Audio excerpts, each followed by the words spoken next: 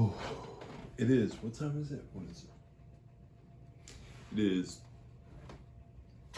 5:39.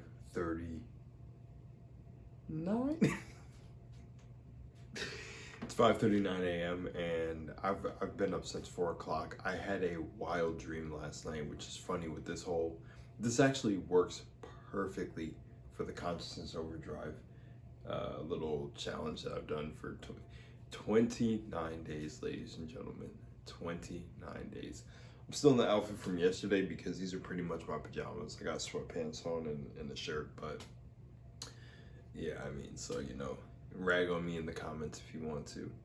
But I think I'm gonna hit up the bathroom today and scrub this little bathroom down. Yeah, and yeah. But I think I figured out the intro to the video as well.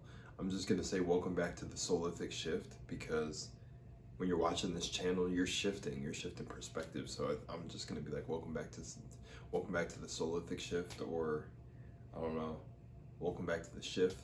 Welcome back to the SS Solithic Shift, because it's SS. I don't know. We'll figure something out. But damn, I need water. Because I shot like 3 videos last night, and I still got to keep going for my other brand. But dude, I mean, you guys, I had a crazy dream last night that I think will set the tone for this video, because your subconscious mind plays a big role, plays the majority of the role in what you manifest within your life, because it's all the untouched things, all the just traumas and things that are stored in there that you don't really realize. Like when you have triggers in your life and everything, and those things come up, or your nervous system flares, it's showing you certain things that you still hold or have held in your body for a very long time. And that's why I never knock anyone when I see the whole tapping stuff, or those sort of what do I want to call it, like therapeutic techniques, because there is a lot of energy stored throughout the body, like when they say stress is stored in the shoulders and things like that, or wherever it is. And I think it's the shoulders, because that's why they say the saying, having a lot of weight on your shoulders. I think because when you're under pressure or under stress, it's like from your back, like you're carrying a lot of weight, and you get like this tenseness in your neck and stuff. But I'm telling you right now, like, all of this information any content creator like me shares that cares about the integrity of the work will help you get over these things. For me, I will always push meditation like over a lot of these things, because it's about being still and knowing that I am God, pretty much. Saying the phrase, not me actually saying that, but I've actually said it, so what am I even trying to not convince you of? I don't know. But you really sit in that stillness, and you will start to see your power awaken for sure, dude, for sure. And anyways, I just that dream I had was insane. I watched this video by a creator. Well, it was a creator interviewing Brennan Lee Mulligan, and he had a talk about cringe. And I love the conversation, because he said, I'm a 37-year-old man that's playing a board game. Like, I wouldn't know anything about cringe. And the thing that cracked me up about that is that the dream I had last night felt like it was a low-key inspired by this thing. Like, it really touched my subconscious. But he had such a great point by saying that I think, if I'm remembering properly, cringe is like catharsis of the mind, which I don't know if catharsis is like incarcerated, but essentially how I'd flip it and say it, or paraphrase it and say it in my own words, is like to feel like you were cringe, or to have an insecurity about what people would think of you, is incarceration in your own mind. And hold on one sec. Okay, I'm spitting. I didn't know if I turned off my like 6 a.m. or 5 a.m. alarms. Man, and I was spitting gold right there, so I was gonna be upset. At least gold to me. And I know someone out there will find it gold, because I think it's gold and everyone's being pushed out. But that's why I had to check the phone, because I'm like, dude, I'm spitting gold. But yeah, so recoup. I thought it was really cool what he said, because I think he's one of the best GMs or DMs, Game Master, Dungeon Master, to do DM. I really love his DMing style. So yeah, or to do Dungeons and Dragons, or just scale it the way he is and the name he's made for himself. And I also just like his mindset on how he's worked up in his career, from the little things I've seen about him. Just, you know, grinding his passion, being like, you know, there's no time to quit and everything, because people say like, how are you managing to do all this work?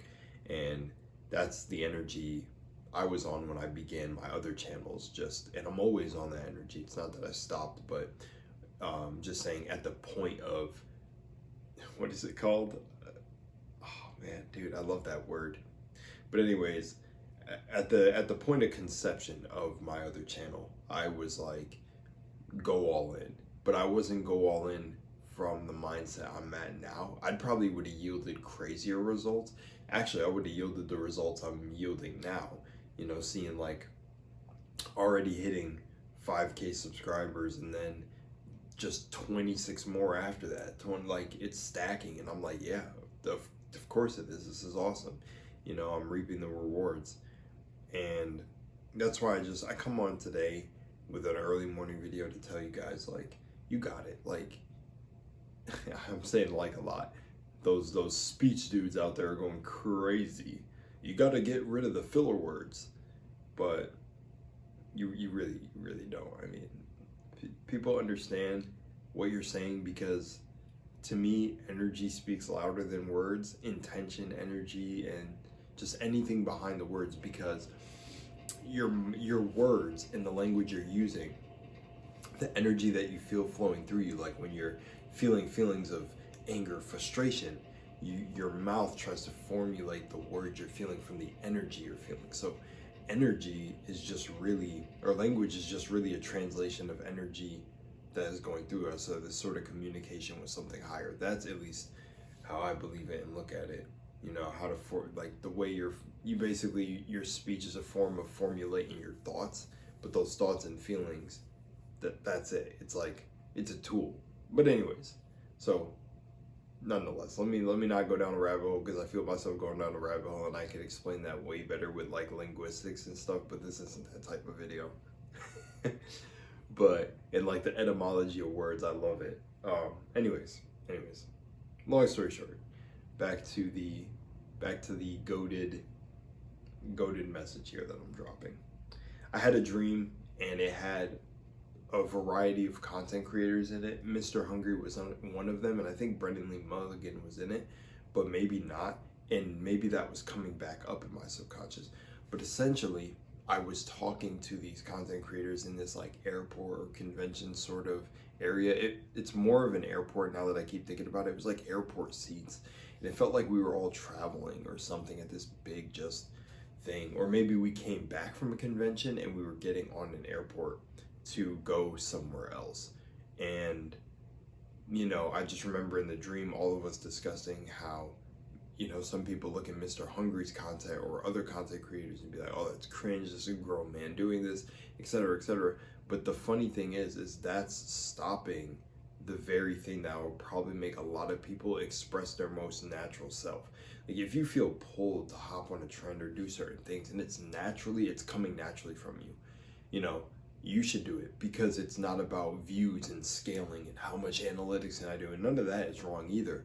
But I genuinely think the most authentic expression is when you're expressing yourself naturally. Like, you're not hopping on waves or things because you see it's a business model that works. You're doing it because it's naturally who you are. You know, isn't this the whole journey of the I am? So it's like, when I make weird voices in videos, or I'm like, you know, doing weird faces or reacting in a certain way, or like responding in a funny way, I should say, because I don't really, even when I was doing reactions on my other channel, I still do them, but I say was like I'm dead, or like this is a past video. But what I mean is, even people who found my channel in the beginning, I never, like, we didn't even call them reactions, because I was like a commentator over them, like a sportscaster talking about footage this week, you know?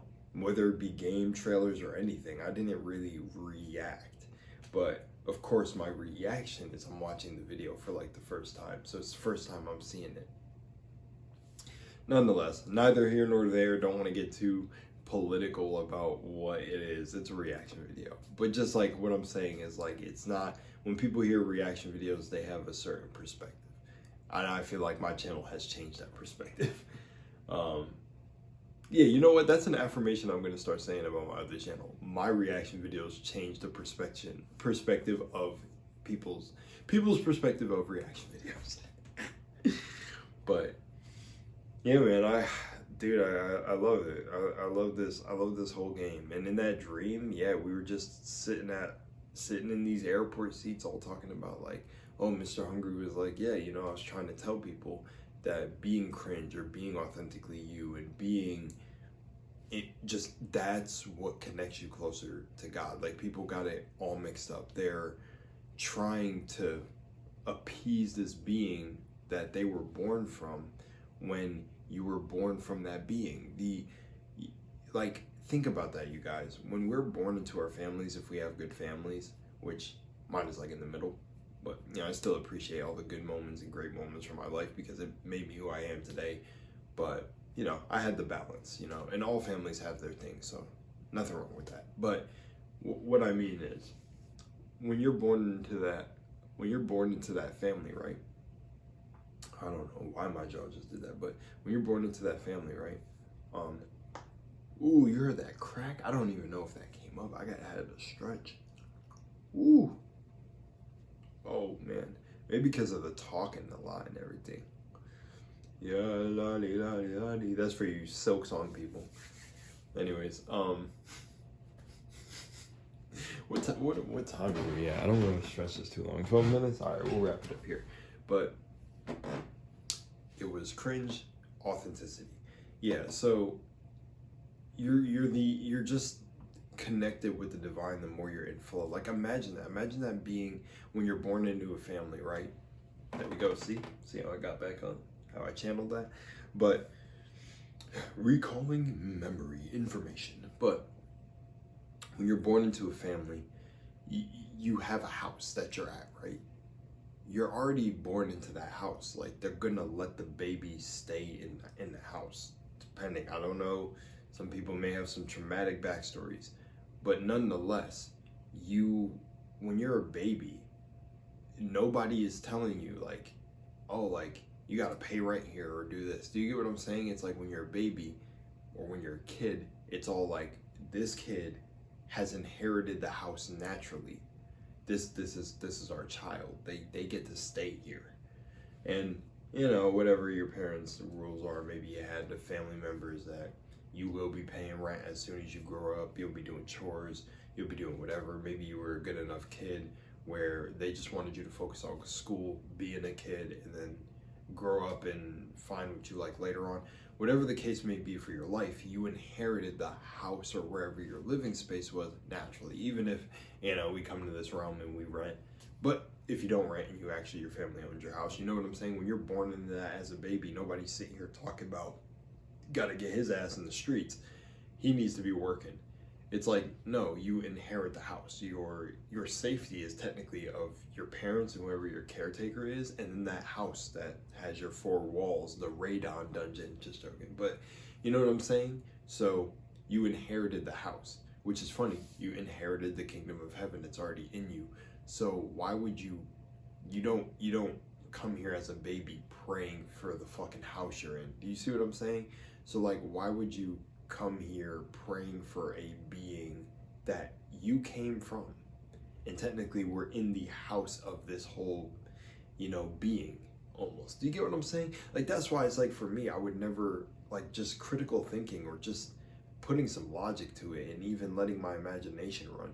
I like to think, and that's why I talk about that saying, fear of God, but that's why I like to think that, like, my maker would not want me to fear it. It would want me to be one with it. And that's why I've come to this understanding that we are one and the same. And there's a lot of, you know, the Emerald Tablets, occult texts, whatever, even scriptures and all this that say it's within you because you're one in the same. The power is within you because you inherited the kingdom. Why would, you know? And again, you know, what do you say for the babies that are abandoned at birth? But we're not talking about that. You know, some of them find homes, but still, that's why I say, in the grand scheme of things, if we think about like the eyes of an entire creator, we're in the house of the creator. Bless me. That's funny. But you know, I think about that. Baby really doesn't come here praying for the house, you know, or whatever circumstances. Like, and here's to people who may be born in worse circumstances. Think about this too, because I have my earliest child memory is not a good one. I talk about it, one of the earliest ones, you know, but I've explained it in other videos. But the thing is I think about, like, even if you were born with pretty harsh circumstances, or you started the game on hard mode, the funny thing about that is you're even more worth it. You know, not like it's out of balance or somebody who has worse circumstances is special than someone who doesn't. But what I mean is, you know, there's a different type of grit and stuff that's gained to someone who's gone through something when you have life experience over someone who doesn't, you know. But I also pity, you know, kids who are born completely rich, because like then you got to find your purpose. You know, you got to wake up and really think about, why am I here? What am I doing? Because my parents have kind of laid out the whole foundation and path for me, unless they have the type of parents that make them go create something for themselves and have access to their wealth if they need something to fall back on, but still push them to like, go get your own, you know, learn this world, you know. So, you know, but anytime I see somebody with a struggling backstory that uses it as power, uses that pain as power, and gets out the mud, they're some of the most beastly people alive, you know. So I think about that, and it's like, I definitely know that a part of them that makes them that beast is they believe and realize either their connection with God, that they're one with God, that they are God, whatever. That's you know, that's fueling them, that they connect with the self. Like, man, I've been down, but I'm not gonna let it get me. And that mindset just pulls them out the trenches. And that's why I work so hard too, because I feel like I've had my circumstances could have been way worse. That's why I'm grateful for everything, you know. And I still had some pretty harsh things, like, you know, when I was a kid, my mother had a boyfriend that ran me under boiling water. So it's like, I can talk about pain, and I also can talk about the realness of all of this. And it's just like, yeah. And that's just awareness, you know. I still believe that I chose for that to happen for my life in a divine sense, not in some human, what do you mean you chose that to happen? I mean, like, my soul had to go through that. I had to incarnate here and choose that, because it laid the foundation for what to come. Anyways, I am done. I am done here. Love you guys. I think it's going on. Yeah, it's 5:58. So take care. Remember, the power is within you. And I know for this challenge I was doing affirmations. So I'll wrap this up by saying, you are God, you are whole and complete. God supplies our needs every single day. We are divinely taken care of. Right now that I have the home situation and everything figured out, I'm just going to start focusing on the wealth. And I also have an amazing partner in my life. So I'm just going to do wealth. So yeah, wealth, you know, because it'll give me wiggle room to make some security for, you know, an emergency fund and all that. But now I've got the space to actually take the time to do it day by day. And the last time I did like $30,000 in 2 months, well, $28,000. It only took 2 months, and yeah, so I think I can do it in way shorter time now, and we'll see, and I'll let you guys know how that goes. So yeah, love y'all. Peace.